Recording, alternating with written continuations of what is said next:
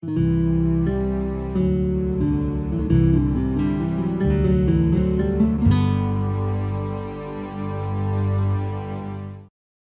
nós estamos celebrando o Senhor da nossa história, a gente fica a imaginar quantas pessoas que já partiram para a glória, outras congregações, outras igrejas. Com certeza a gente saiu daqui e abriu igrejas que necessariamente nem são batistas, mas são pessoas que estão glorificando ao Senhor em outras cidades, em outras nações, em outros estados, porque a palavra de Deus ela é cosmopolita, ela atinge todas as áreas, e isso é maravilhoso, porque o Senhor ele muda as coisas, né?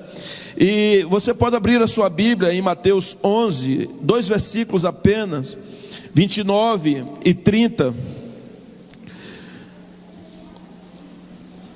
Enquanto você está abrindo, eu quero falar que nós temos já uma congregação, nós temos 2 projetos de crianças. Tem um projeto que nós pastoreamos, tem 300 crianças, e outra tem cerca de 60. Na verdade, eu termino pastoreando 3 igrejas, 2 projetos e um programa diário de rádio, o programa na 100.7, que ela atinge basicamente todo o Pernambuco, todo o Recife e algumas cidades. Tem cerca de 40 mil ouvintes por dia nesse programa, e o Senhor tem libertado muitas pessoas e curado através do programa Palavra de Vida, na Rádio Evangélica 100.7. Às 6 horas você pode baixar o aplicativo Evangélica e ouvir de segunda a sexta-feira, às 6 horas da manhã.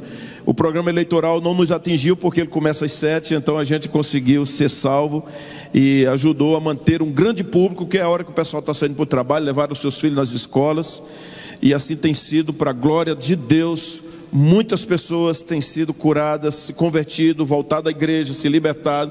Nós temos muitos testemunhos maravilhosos, e por isso que eu peço orações a vocês por esse programa, que é uma grande ferramenta de evangelização. Na verdade, os batistas é uma denominação muito grande, mas se utiliza muito pouco da mídia. Os nossos irmãos pentecostais, eles dão de 1000 a 0 na gente, porque eles invadem todas as áreas, e eles realmente são muito agressivos nisso. Nós somos um pouco mais lentos, e precisamos orar para que lá em Recife só tem eu e o pastor Natanael, que tem os programas, e tem a Voz Batista, mas é um programa mais informativo para os batistas. Por isso que a gente precisa orar e se expandir. Espero que aqui, não sei se a igreja tem um programa de rádio, mas será muito bom, porque você vai atingir muita gente que está parado e distante. Queridos, você pode ficar de pé apenas para ler comigo esses 2 versículos, Mateus 11, 29 e 30.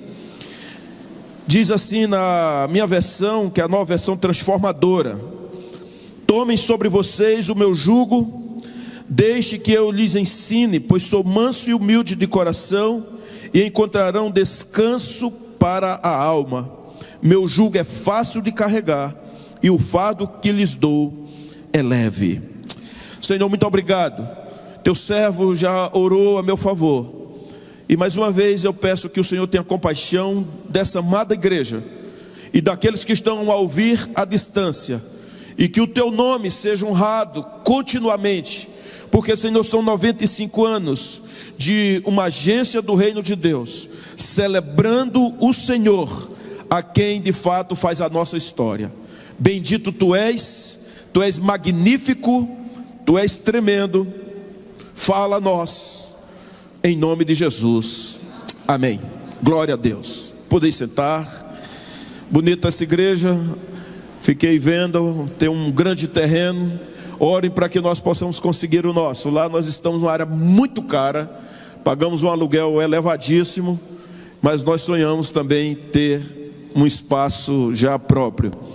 Queridos, aqui estou vendo que é uma igreja, há muitos jovens, naturalmente parte daqui, outros de outras congregações, alguns que se levantaram e não estão em nenhuma igreja, mas temos também idosos, adultos, casados, solteiros, separados, divorciados. Temos muitas pessoas aqui. A verdade é que você veio nessa noite, talvez tenha vindo porque quis, eu vou porque são 95 anos, porque alguém convidou, vizinhos que o pastor convidou estão aqui.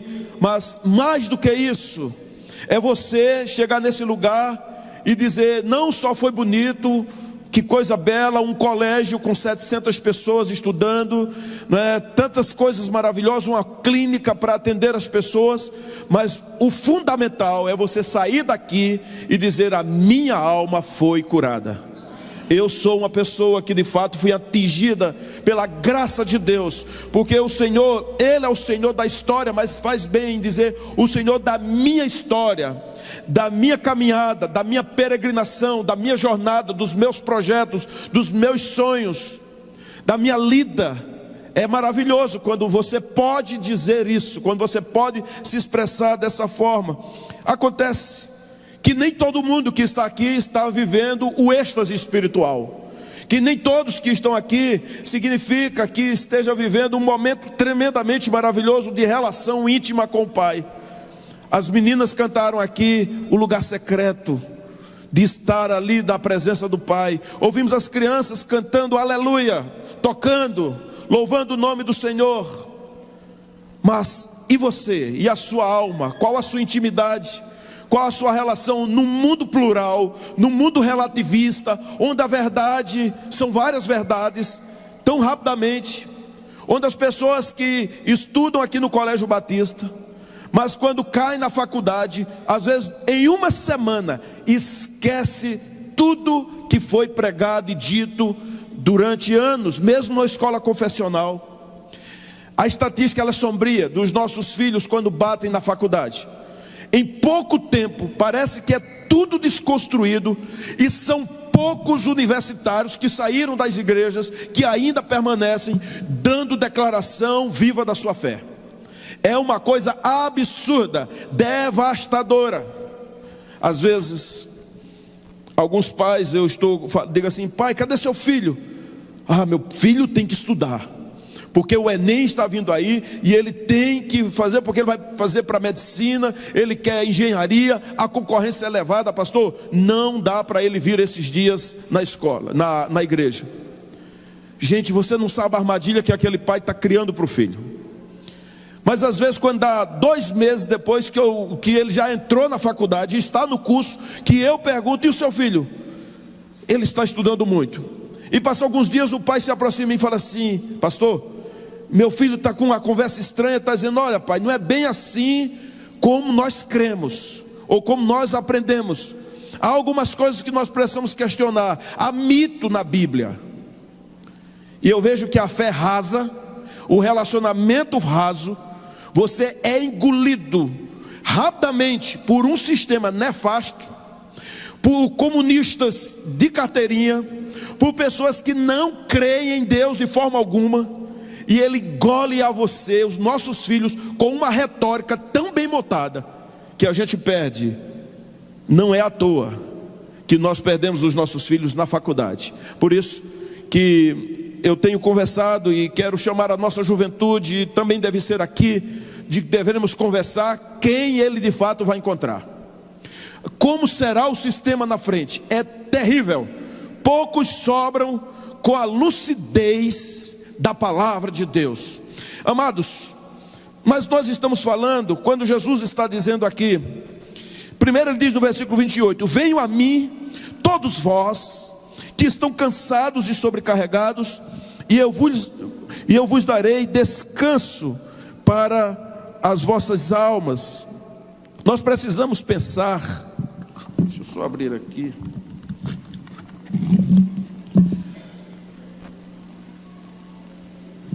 por que é que Jesus falou isso?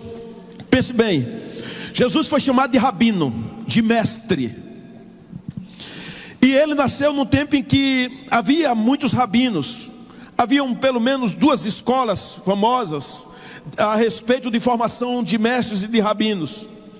E então cada rabino, ele fazia com que aquele que ia estudar na escola, ou um garoto, poderíamos chamar ele de talmidins, ou seja, discípulo que poderia ser um futuro rabino. Ele estudava o Talmud, e os talmidins estudavam o Talmud, a lei, aprendia a respeito da Torá, do que Deus tinha. E cada mestre daquele, ele fazia uma interpretação. Por exemplo, no sábado não se pode trabalhar. O outro dizia: no sábado não se pode trabalhar e nem carregar isso. Cada um dava uma diretriz. Jesus também era um desses rabinos. Ele também foi aluno. Como então era que era ratificado um novo mestre, um novo rabino? Simplesmente dependendo do desenvolvimento que ele estava crescendo e questionando, e ele agora estava se preparando para ser um rabino mestre. Ele passava numa escola, num crivo, pelo menos de 2 ou 3 outros rabinos, ouvia tudo o que ele tinha a falar, aquele jovem, e ele, então, dependendo de como ele se saiu, dizia assim: você está pronto a se tornar um rabino. E ele era então eleito, consagrado, e agora ele teria os seus talmidins, os seus discípulos. Então o que acontecia? Essa pessoa começava também a interpretar a lei. O rabino, ele sempre era um intérprete da lei, e assim foi no tempo de Jesus. Acontece que Jesus, ele é batizado. Quando ele é batizado, ele então recebe a certificação não daqueles que estavam lá praticando a vida do rabino, mas ele recebe do Espírito Santo, dizendo: este é o meu filho amado, em quem tenho prazer. Havia uma voz, o Espírito Santo pousa nele, a voz do Pai que se abre. João também testificava a respeito de Jesus, dizendo que ele era aquele que era a luz do mundo. Era um mestre, ou seja, a voz profética e uma voz que vinha do céu. 2 pessoas. Então Jesus, sem ter passado pelo colégio dos rabinos, ele também passou a ser um rabino. Escute bem, mas um rabino marginal, porque ele não fazia parte daquele clero, daquele colegiado. E esse Jesus, ele agora, vendo que cada mestre colocava um peso sobre os seus discípulos, sobre os seus talmidins, Jesus também tinha o peso dele a colocar. Alguém dizia assim: olha, você não pode isso, não pode andar no sábado dessa forma, não pode dizer essa palavra. Existia uma série de conceitos. Jesus também disse: eu também sou rabino, eu também sou mestre. E então ele diz exatamente isso no versículo 28. Ele está falando agora para os judeus que tinham rabinos: venham a mim, todos vocês que estão cansados e sobrecarregados da lei dos judeus, da lei dos mestres, da lei dos rabinos. Vocês que estão cansados, eu quero dizer, eu, Jesus, lhe darei descanso. Não era um peso, era um descanso. E ele diz mais: tomem sobre vocês o meu jugo e deixe que eu lhes ensine, pois sou manso. Deixe que eu lhes ensine. Eles tinham um ensino, mas Jesus está dizendo: deixe agora que eu ensino vocês. O jugo que eles colocavam em vocês, eu quero dar um jugo diferente, um jugo leve, para que você possa caminhar. Mas olhe bem, vocês aqui não são judeus, talvez possa existir um ou outro, mas é provável que não. Mas há um jugo sobre vocês. Se você de fato não tem uma dependência e uma codependência de Jesus, há alguém que está colocando um jugo em você. Mas o jugo na sua vida pode ser o saber, pode ser a sua crendice, pode ser a sua religiosidade, pode ser até a denominação, pode ser a família. O jugo na sua vida pode ser de repente a cultura, pode ser a grana, pode ser um relacionamento. Pode ser esse relacionamento correto ou incorreto. Pode ser uma pessoa proibida na sua vida. É um jugo. Pode ser a vaidade, a presunção. Pode ser o orgulho, a estrutura de orgulho dentro de você. Pode ser um jugo. E é exatamente isso. Se nós estamos celebrando o Senhor da minha história, da nossa história, da primeira igreja batista em Caruaru, eu preciso saber quem de fato hoje é o meu mestre. E não só isso, até que ponto eu me livro dos jugos que traz todo e qualquer peso e não faz com que eu viva uma vida absolutamente plena, uma vida de prazer, de gozo, de vitória, de alegria. E Jesus está dizendo: largue tudo aquilo que é um peso na sua vida, e agora aceite, venham a mim e tome o meu jugo, o meu peso, deixe que eu seja o seu mestre, o seu rabino, o seu professor, que eu seja de fato aquele que coloque em você um peso diferente. E ele diz mais: porque o meu peso, ele é fácil de carregar, o meu fardo é leve. Portanto, eu quero dizer que o meu ensino, eu sou manso e humilde. Olhe bem, queridos, pensem aqui comigo. Nós temos uma igreja quase centenária, e nós não poderemos aqui dizer a relação de todas as pessoas que já passaram por aqui, ou etc. Mas não me interessa agora, me interessa a vida de vocês. A vida de vocês é o que é que o Senhor quer construir em você daqui para frente. O que é que de fato ainda é um peso que vem do passado, talvez um pecado que nunca tenha conseguido se livrar, uma perseguição espiritual, um pensamento em que você não consegue desvencilhar, talvez uma mania tão antiga que carregou durante anos e parece que não sai de você. Projetos de vida, porque sabe o que eu vejo quando eu entro num local como esse, que eu vejo uma estrutura magnífica dessa? Que o Senhor quer que você brilhe, que essa igreja não seja apenas concreto e uma acústica maravilhosa, mas o Senhor quer que as pessoas que vieram aqui, ainda que sejam de outra igreja, que elas venham fazer diferença, elas carregam um jugo, um fardo leve, que de fato possam ter um conselho suave, como diz o Senhor, que Ele diz: eu sou manso e humilde de coração, e vocês encontrem descanso. Sabe por que Jesus diz isso? Porque há muitos irmãos, muitas pessoas que não conseguem descansar plenamente em Jesus. Oram e jejuam dioturnamente, vão às vigílias, não perdem um culto na igreja, mas não conseguem descansar plenamente. Porque apesar disso, muitos irmãos ficam às vezes terrivelmente cansados à base de preocupação e ansiolíticos. Mas o Senhor chamou para que uma igreja madura, porque o problema não está na idade dos anos, mas o quanto há em você de emancipação, de maturidade, e agora dizer: sabe de uma coisa, eu estou preparado para as rebordosas da vida, para as nuances, para as contrariedades.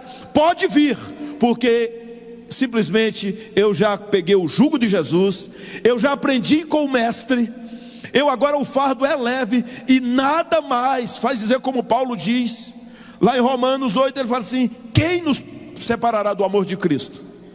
O que é que vai fazer você afastar? Será um anjo, um arcanjo, um querubim, um demônio, uma pessoa? Quantas pessoas dessa igreja um dia irritadas, decepcionadas, falam assim: eu não piso mais na igreja, eu não quero mais ver a cara do pastor, eu não suporto aquele irmãozinho. Talvez essas coisas nunca tenham acontecido aqui, né, irmão? Somente lá em Aldeia, onde eu pastoreio. Mas aqui talvez seja diferente. Mas há pessoas que não aguentam e ficam chateadas, e ficam simplesmente, dão meia volta. Essa semana foi interessante, porque eu comecei a sentir falta de uma pessoa que tinha se convertido ou voltado para Cristo há pouco tempo. E então, a gente tem os grupos de estudos, os pequenos grupos multiplicadores, que os batistas hoje participam no Brasil inteiro. Então eu fiquei sabendo que naquele grupo eles não estavam indo, e nos cultos, em especial na quinta-feira, que nós temos um culto lá de oração, eu também não via, porque na igreja cheia não dá para ver. E eu liguei para ele, e ele disse: pastor, acontece que um dia eu fui no culto de oração, e então houve a divisão de 3 pessoas, de 3 em 3. E quando eu estava em um daqueles grupos, o irmão disse assim: meu irmão, vá para aquele grupo ali. Eu não estava lá, não sei o que aconteceu. E na outra quinta-feira aconteceu a coisa semelhante. Ele disse: eu percebo que as pessoas não me querem, e por causa disso eu não vou mais para a igreja. E ele disse que aconteceu algo semelhante no grupo, e ele se afastou. E eu liguei para ele e disse: meu irmão, eu não sei o que aconteceu exatamente, mas eu estou aqui como pastor para ligar para você e dizer que você é importante, que é importante que você volte à igreja, que volte ao convívio, porque eu quero te dar um abraço, eu quero caminhar contigo. Aí ele ainda se queixando algumas coisas, ele disse: eu tenho uma cirurgia para fazer, então depois dessa cirurgia eu volto para a igreja. Eu estou esperando que liguem para mim para marcar que a cirurgia nos meus olhos vai mudar aqui alguma coisa, não sei se era uma retina e tal. Isso foi antes de ontem. Aí ontem eu estava em casa, ele ligou para mim: pastor, eu estou ligando para o senhor porque veja o que aconteceu. Eu não sei o que foi, mas hoje o hospital me ligou dizendo que segunda-feira é para eu ir lá que eu vou fazer a cirurgia. Aí ele estava abismado porque alguma coisa nova aconteceu. Ele disse: foi a sua ligação. Glória a Deus, porque eu liguei para ele. Mas se eu não tivesse ligado, eu fiquei pensando, veja só, aquele irmão imaturo ainda, ele simplesmente já tinha voltado para casa. E é provável que alguns aqui no futuro também voltem para casa, porque simplesmente não aguenta o fardo simples que foi dado a você. Mas entenda, sabe quando você voltará para casa e não virá mais para a igreja, ou para a igreja a qual você pertence? Sabe quando você simplesmente abandonará o seu ministério, abandonará a sua vocação? É quando você carrega outro fardo, que não é o de Jesus. Se você carregar o fardo de Jesus, você nunca vai embora sozinho, você nunca vai fugir com as bênçãos, você sempre vai voltar. Você crê nisso? É exatamente isso. Porque se eu estou celebrando o Senhor da nossa história, irmãos, é porque Jesus nunca nos abandona, aleluias. Ele nunca nos deixa. O Senhor da nossa história, Ele pega o nosso fardo pesado, Ele toma para Ele. Sabe como é que eu chamo de Jesus? Como se fosse uma lixeirinha. Ele diz: joga o lixo em cima de mim, joga seu fardo pesado, porque eu vou lhe dar um fardo leve. E o melhor lugar do mundo, como diz uma música, é aonde? Aos pés do Salvador, aos pés de Jesus. Celebrar o Senhor da nossa história e dizer o que está realmente na palavra de Deus: as coisas velhas já passaram, eis que tudo se fez novo, implica numa batalha espiritual, onde você vai de fato arrancar as raízes. Irmãos, não se quebra a maldição, não se quebra a raiz, arranca-se a raiz, trata a raiz e faz com que você viva bem. É assim. Você sabe que muito tipo de árvores apodrecem porque as raízes estão infectadas. Nós somos chamados a tratar a nossa vida aos pés de Cristo, de uma forma impressionante, e carregar o nosso fardo que é leve, porque o jugo de Jesus, é interessante que ele diz assim: vocês ouviram o que foi dito, porém eu vos digo. Ou seja, Jesus ressignificou a nossa vida, a nossa casa, o nosso lar, a nossa relação marital, a nossa relação paternal, a nossa relação filial paternal, a nossa relação com a igreja, com os irmãos. Queridos, nós fomos chamados para suportar. Você sabia disso? O irmão mais complexo e difícil que você encontrar nessa igreja, ou talvez na relação na sua casa, você tem condições de suportar e ainda sorrir para ele, porque o Senhor lhe deu essa capacidade. Quem colocou em você foi o Espírito Santo. Gálatas 5:22, o Senhor diz que lhe deu alegria, paz, amor, bondade, longanimidade, temperança, fé, domínio próprio. São qualificações que o Espírito Santo entra na sua vida e faz com que você seja uma pessoa vitoriosa 24 horas por dia. Ainda que se acorda, sabe, com a cabeça sem saber onde que está. Eu não sei se já aconteceu com você, mas deve acontecer. Você vai dormir cheio do Espírito Santo, feliz da vida, tudo está mil maravilhas, e acorda com um pesadelo, sem saber no outro dia o que é que vai fazer. Um pensamento horrível. Esse jugo do pensamento horrível não pertence ao Senhor. O jugo de Jesus é aquele que você amanhece desse jeito, você dobra seus joelhos e diga: Senhor, isso não é o meu jugo. O meu jugo, a tua palavra está dizendo aqui: tomem sobre vocês o meu jugo, deixe que eu lhes ensine, pois sou manso e humilde de coração, e encontrarão descanso para a vossa alma, porque o meu jugo é fácil de carregar, e o fardo que lhes dou é leve. É leve. Eu não sei, de manhã eu costumo dizer para os meus irmãos na igreja e por onde passo, que toda manhã você tem que fazer uma oração ao Senhor e dizer: Senhor, eu quero deixar nos teus pés a minha agenda, e eu quero pedir ao Senhor a tua agenda. A sua agenda pode ser fantástica, maravilhosa, cheia de planos maravilhosos. Mas o Senhor, você diz: Senhor, estou entregando a minha agenda. Qual a tua agenda para mim? E às vezes o Senhor muda tudo no seu dia. Já aconteceu isso com alguém aqui, não? Já? Tem um ou dois. Amém. Então tem mais. Então está muito tímido, a mãozinha está assim. Mas você pode começar a buscar a agenda do Senhor. Quando você pega a sua agenda, por melhor que seja, por mais lucrativa que seja, não é que tem desgraça não, irmãos. Deus é tão maravilhoso, tão extraordinário, que você pega a sua própria agenda e no final Ele lhe abençoa. Mas se você pega a agenda de Deus, você não só é abençoado, como você sente paz. Poucos cristãos, olhe bem para mim, poucos cristãos andam curtindo e tendo a genuína paz no coração. Há muitos irmãos perturbados, há muitos cristãos que são angustiados, há muitos irmãos que estão sorrindo, mas por dentro estão se corroendo. Não conseguem levar a sua história aos pés de Cristo. Às vezes é história de abuso. É tão interessante esse negócio. Eu mudei muito o meu estilo de gabinete. Antigamente o Kelly já marcava assim, 1 hora para cada pessoa, 1 hora, 1 hora, 1 hora. Mas agora há pessoas que batem assim o olho, eu digo: Kelly, marque 3 horas para aquela pessoa. 5 horas de gabinete, parece um negócio de doido. 5 horas de gabinete. Mas sabe o que acontece? É porque eu aprendi a conversar com aquela pessoa que vem ao meu gabinete. Claro que não é 5 horas para todo mundo, mas às vezes há uma situação que a pessoa está contando uma história, e eu estou vendo que aquilo que ela está dizendo: não, pastor, meu marido não presta, meu marido me trai, meu marido é cheio de coisas escondidas, e o tempo todo só tem coisa ruim para falar do marido. Aí eu estou lá orando, o Senhor fala assim: o problema não é o marido, ele tem problema mesmo, mas o problema é a esposa.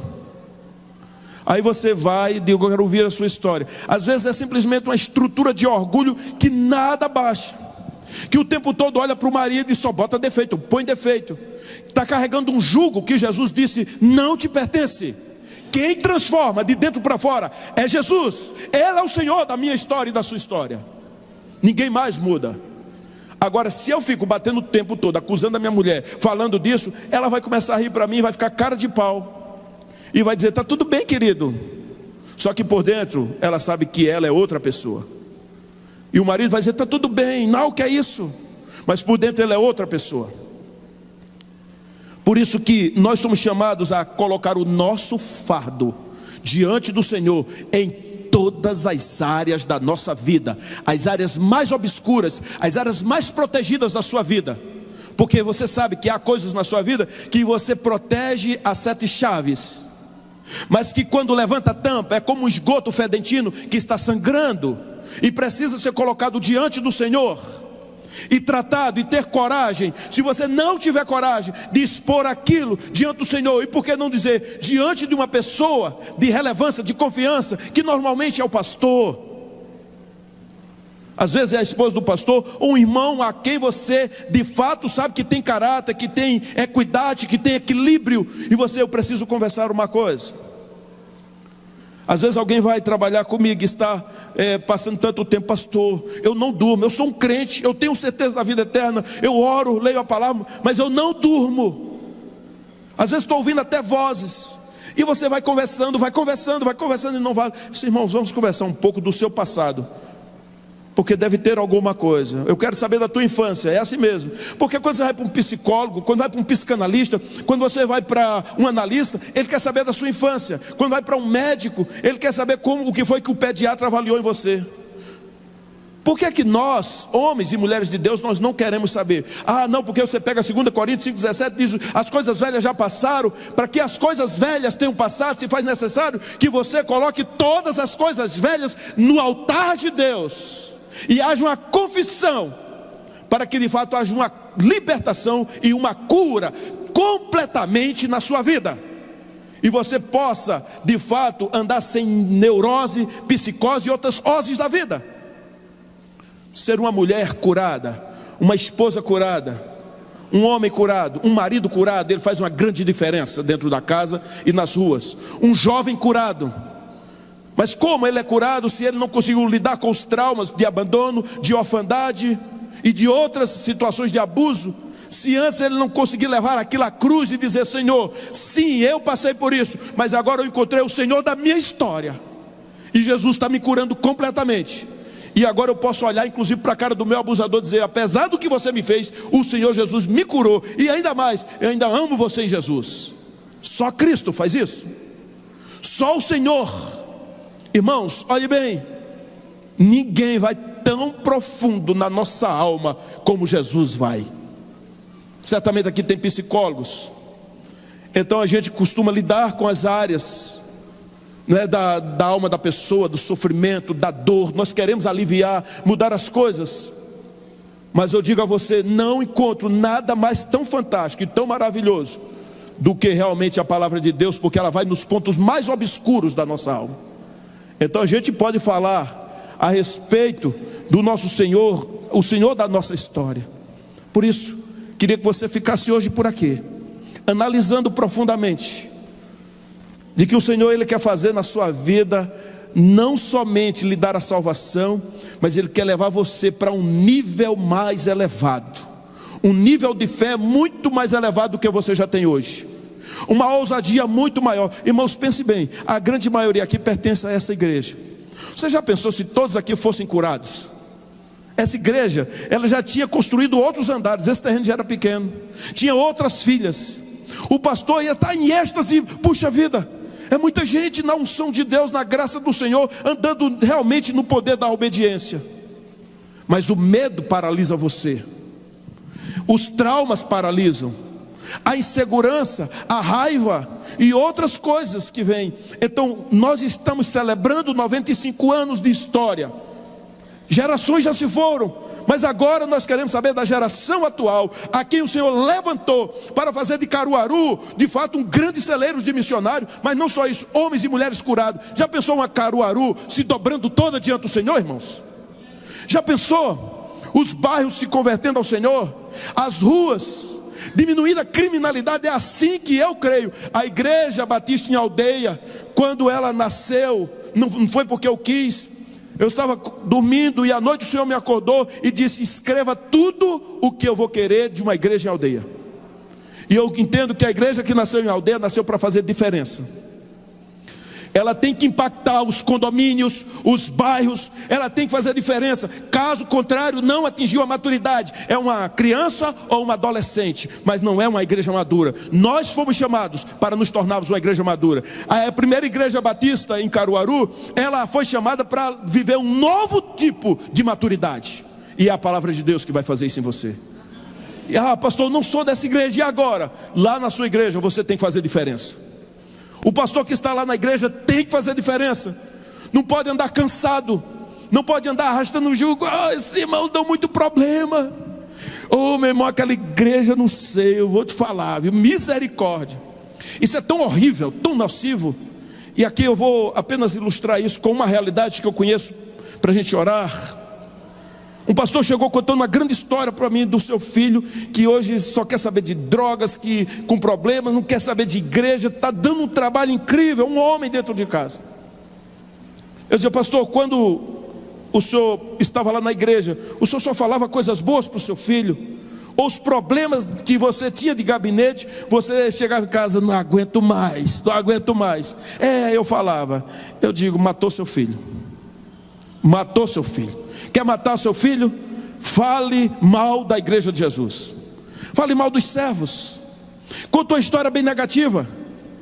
A igreja é cheia de defeitos. Eles também têm. A igreja de Jesus Cristo é a noiva de Cristo. Não fale mal dela. Pode dizer para o seu irmão: não fale mal da noiva de Cristo. Ele é ciumento. Ele é ciumento. A igreja tem dono. A igreja tem dono. O dono é ciumento, irmão. E nós somos chamados como igreja, corpo de Cristo, lavados no sangue do Cordeiro, para proclamar as virtudes daquele que nos chamou das trevas para a sua extraordinária luz. Assim somos chamados. Então você tem que se posicionar e ser de fato igreja, mais do que a questão denominacional, Mas igreja, templo, corpo de Cristo. Por isso que o Senhor tem uma grande obra a celebrar na sua vida. Se Ele é o Senhor da sua história, deixe que o Senhor comece a fazer algo novo da sua vida a partir de hoje. Pastor, eu já estou vivendo isso. Glória a Deus. Mas meu filho não está vivendo. Então vai lutar por ele. Vai pagar o preço. E tem que pagar o preço. Agora, o jugo é suave. E Jesus disse que vocês encontrarão descanso. Quando eu encontro os meus amigos adventistas, que eles defendem veementemente o sábado, eu digo, gente, o sábado não é um dia. O sábado é uma pessoa. O nosso Shabat, o nosso descanso permanentemente é Jesus. Ele é o nosso descanso. As outras coisas são apenas sombras. Mas Jesus, Ele é a nossa graça. Amém, amados? Glória a Deus. Louvado seja o Senhor. A gente poderia ficar até meia-noite hoje aqui, né? Na vigília, mas amanhã de manhã tem que estar aqui. Então vamos ficar em pé, vamos orar a Ele.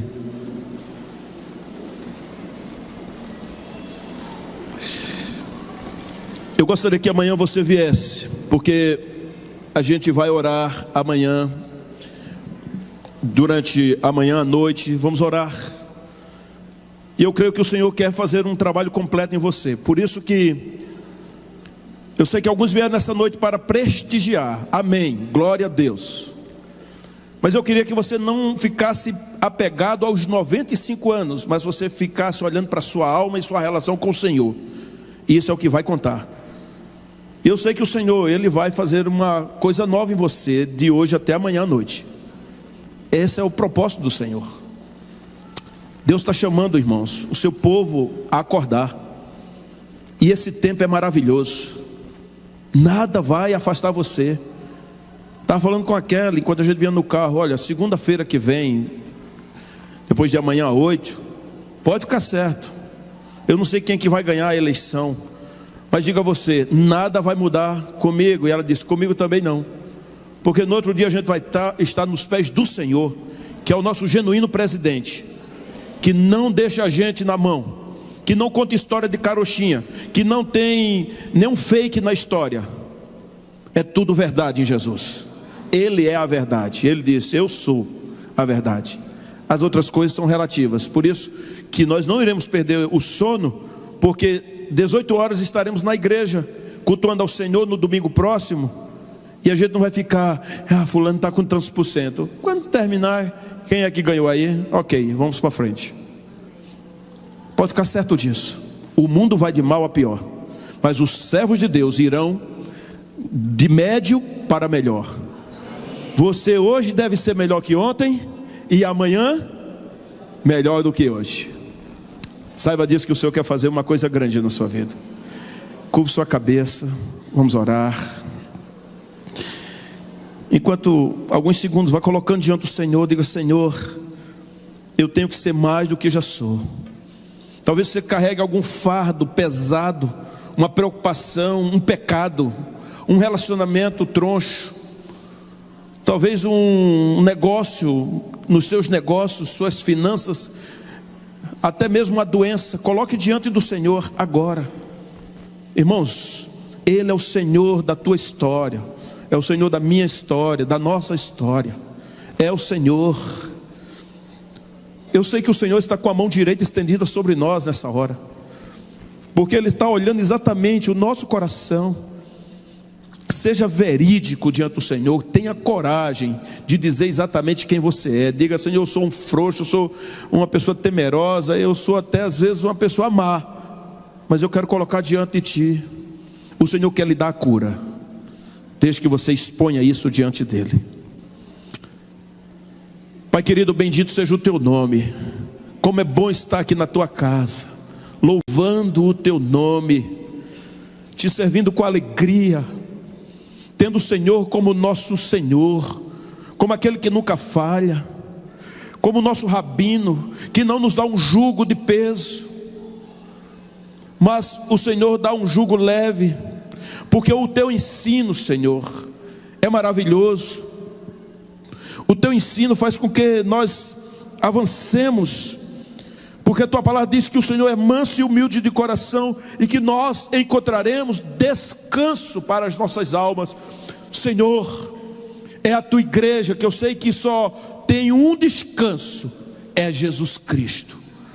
Nesta noite, neste lugar, ou alguém pela internet à distância, de uma vez por toda, lance o fardo pesado aos teus pés, e tome o fardo teu, Senhor, que é leve, e a partir de hoje viva aquilo que não viveu há muito tempo, uma alegria indizível na alma, um gozo profundo, uma intimidade da qual jamais experimentaram, ou está agora voltando ao primeiro amor. Senhor, teus filhos estão aqui, os pastores, teus servos, Senhor, o pastor desta igreja, a sua esposa, que também passam por lutas, mas o Senhor é o Deus eterno, que ressignifica, que levanta, que cura, que transforma, que trata. É o Senhor. Levanta a liderança curada nessa igreja, Senhor. Homens e mulheres, essas crianças que louvaram o teu nome aqui, sejam forjadas o seu caráter, de acordo com a tua vontade. Senhor, cura familiares nessa noite. Casamentos que estão nos frangalhos, caindo nos pedaços, sejam restaurados. Maridos que pedirão perdão à sua esposa, e esposas que pedirão perdão ao marido. Feridas abertas, Senhor, que serão expostas diante de Ti como agora. É um fardo muito pesado, abusos, mas que o Senhor agora tenha compaixão, e uma vez confessadas a Ti, seja, Senhor, curada. Bendito Tu és. Aleluias.